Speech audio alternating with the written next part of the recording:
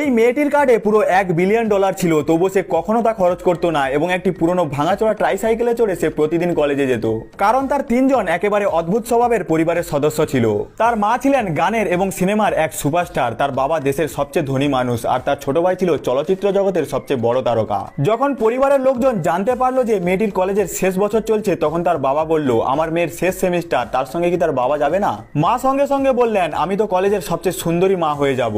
ভাইও হাসি মুখে যোগ করলো, আমার দিদিকে কলেজে পৌঁছে দিতে হলে একেবারে লাক্সারি গাড়ির কনভয় চাই। কিন্তু মেয়েটি ছিল খুবই সাদামাটা এবং সহজ সরল। সে দৃঢ়ভাবে বলল, যদি তোমরা আমার পরিচয় কাউকে বলে দাও তবে আমি আর কোনোদিনও বাড়ি ফিরবো না। এ কথা শোনার পর 3জন এমন চুপ হয়ে গেল যেন হাওয়াহীন হয়ে যাওয়া বেলুন।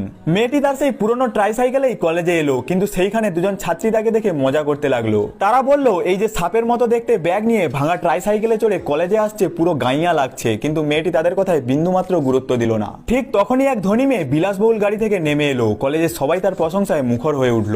একজন বলল, একটু কম দেখাও না, প্রতিবারই তোমার দাপট থাকে। অভিজাত ভঙ্গিতে ধনী মেয়ে উত্তর দিল, আরে না রে, এই কলেজে আমার থেকেও সুন্দরী অনেক মেয়ে আছে।